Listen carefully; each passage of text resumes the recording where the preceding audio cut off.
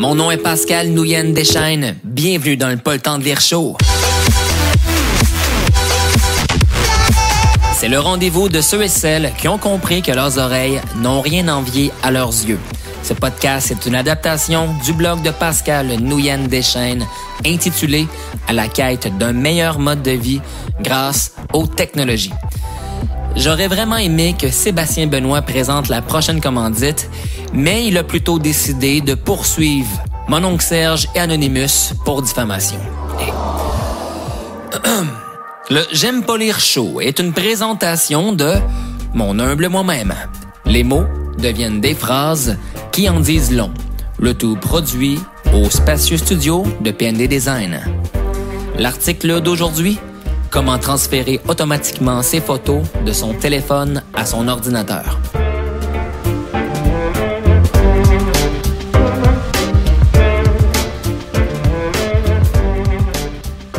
Combien de temps sauveriez-vous si toutes les photos que vous prenez avec votre téléphone pouvaient aussi se retrouver automatiquement sur votre ordinateur?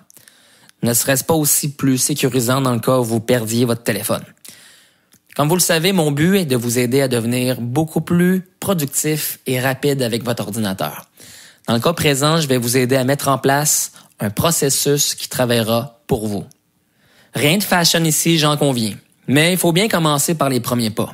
Ils sont rarement gracieux, mais petit à petit, ce sont ces premiers pas qui nous permettront de monter le mont Everest. Alors, vous voulez gagner du temps, être plus performant avec votre ordinateur? Merveilleux.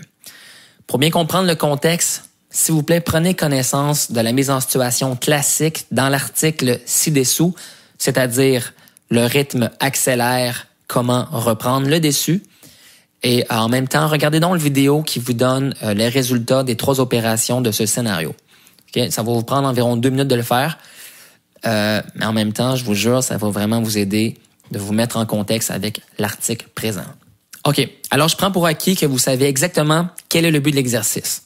Je peux déjà entendre les objections de quelques-uns d'entre vous. Pascal, t'as triché. Quoi? J'ai pas triché, de quoi tu parles? Me dis-je d'un son défensif. Oui, dans la mise en situation, je devais joindre une photo à partir de mon téléphone, alors que dans ton vidéo, le standard à atteindre en 60 secondes ou moins, les photos sont déjà sur ton ordinateur. C'est pas juste passe, dialecte d'un ton accusateur. OK, laisse-moi t'expliquer, dis-je avec un petit sourire en coin. Le secret? Implanter un processus en arrière-plan. J'ai mis en place le processus suivant. À toutes les fois que je prends une photo de mon téléphone, iPhone, celle-ci est transférée automatiquement sur mon ordinateur. C'est ce que j'appelle faire travailler les technologies pour soi-même. C'est le même principe que de mettre en place des paiements préautorisés pour payer ses comptes. Alors pour ce faire, nous aurons besoin de 3 logiciels. Instagram, Dropbox et IFTTT. Instagram. Instagram est devenu très populaire grâce à ses filtres et à ses effets vintage. C'est d'ailleurs avec un iPhone et Instagram que les photos de ce blog ont été prises. Mais ici, ce n'est pas les effets artistiques de l'application qui m'intéressent, mais bien le processus d'automatiser le transfert des photos en arrière-plan. Alors, une fois que votre photo est prise, celle-ci est partagée sur les serveurs d'Instagram. Par défaut, l'application partage publiquement vos photos, mais vous pouvez mettre cette option à privé. Dropbox. L'application vous crée un dossier Dropbox qui fonctionne de la même façon que tous les autres dossiers de votre ordinateur. En arrière-plan, tout ce qui se retrouve dans ce dossier est synchronisé automatiquement dans les nuages sur les serveurs de Dropbox. Alors de là, vous pouvez installer l'application sur d'autres ordinateurs, tablettes ou téléphones intelligents. Alors vos fichiers seront toujours synchronisés et accessibles, peu importe où que vous soyez. Puissant. Je dirais même que ça a été le début de la mort des clés USB. IFTTT. L'application IFTTT porte son nom de l'acronyme If This Then That. Alors voici ma traduction. Si l'événement X arrive, alors fais l'action Y. Nous appelons ça une recette.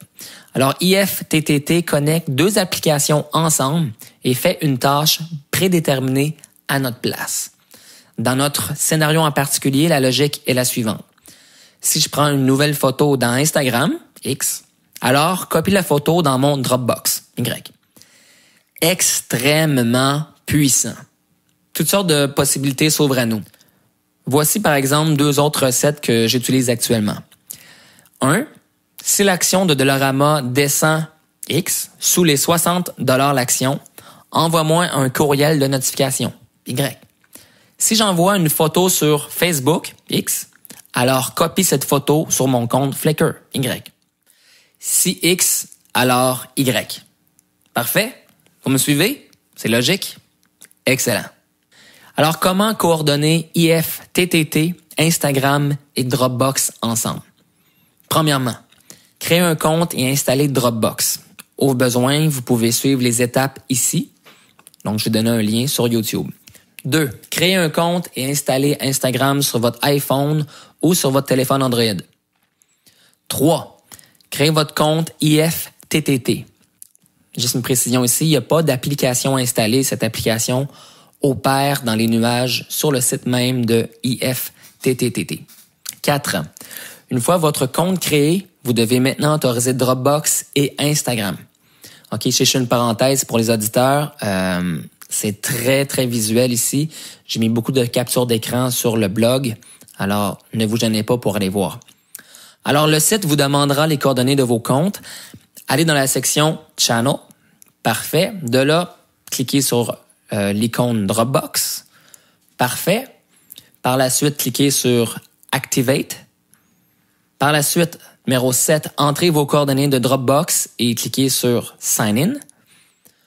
Numéro 8, confirmez l'autorisation, alors cliquez sur Allow. Numéro 9, maintenant vous devez faire la même opération pour autoriser Instagram. C'est exactement le même principe, alors recommencez à l'étape numéro 4. Parfait. Alors d'accord, je prends pour acquis que vos 2 applications sont maintenant autorisées dans IFTTT. 10. Allez sur la page de la recette ift.com/receipts 25679 et cliquez sur Use Receipt. Alors ici, pour les auditeurs, c'est simplement une recette qui est déjà existante. Alors ça nous permet de l'utiliser, que ce soit beaucoup plus facile que de la créer de toutes pièces. Numéro 11, muchas gracias. Le processus est en place. Let's rock it. Alors maintenant, à toutes les fois que vous prendrez une photo à partir d'Instagram, elle se retrouvera aussi dans votre dossier Dropbox. N'est-ce pas merveilleux? Une petite note en passant, IFTTT synchronise le tout en moins de 15 minutes, dans mon expérience. Maintenant, certaines personnes pourraient me dire qu'on peut aussi faire ça avec iCloud, le fameux système dédié de Apple. Je déteste iCloud pour plusieurs raisons. Je ne vais pas écrire tout ce qui fait du non-sens à propos d'iCloud dans cet article, mais je peux vous confirmer que plusieurs associés et conseillers chez Apple n'aiment pas plus iCloud que moi. D'accord? Un des avantages majeurs du processus que nous venons de mettre en place est que la photo est redimensionnée dans un format qui a du gros bon sens. Les photos que produit l'iPhone 4 font en moyenne 2 MB ou 2000 K, alors que les photos qui sont transférées dans Dropbox font en moyenne 100 K. Beaucoup plus léger et beaucoup moins long à transférer par courriel et sur les réseaux sociaux. De plus, les photos sont transférées de votre connexion Internet 3G ou Wi-Fi local, alors qu'iCloud ne permet que le transfert en Wi-Fi. Et ça, sincèrement, c'est vraiment frustrant quand on veut transférer quelque chose et qu'on n'est pas sur un réseau Wi-Fi. Alors voici une bonne chose de régler, mais le meilleur s'en vient. Alors, je vous reviens sous peu avec le reste de la réponse. Vous avez une question, un commentaire à faire sur ce que vous venez d'entendre? Je vous invite à me rejoindre au pnddesign.blog et de là, vous pourrez trouver facilement cet article qui s'intitule « Comment transférer automatiquement ses photos de son téléphone à son ordinateur ». C'était le Pas le temps de lire show du blog de Pascal Nouyen-Deschênes à la quête d'un meilleur mode de vie grâce aux technologies. Je vous remercie d'avoir été de ce 4e rendez-vous et on se recroise à très bientôt.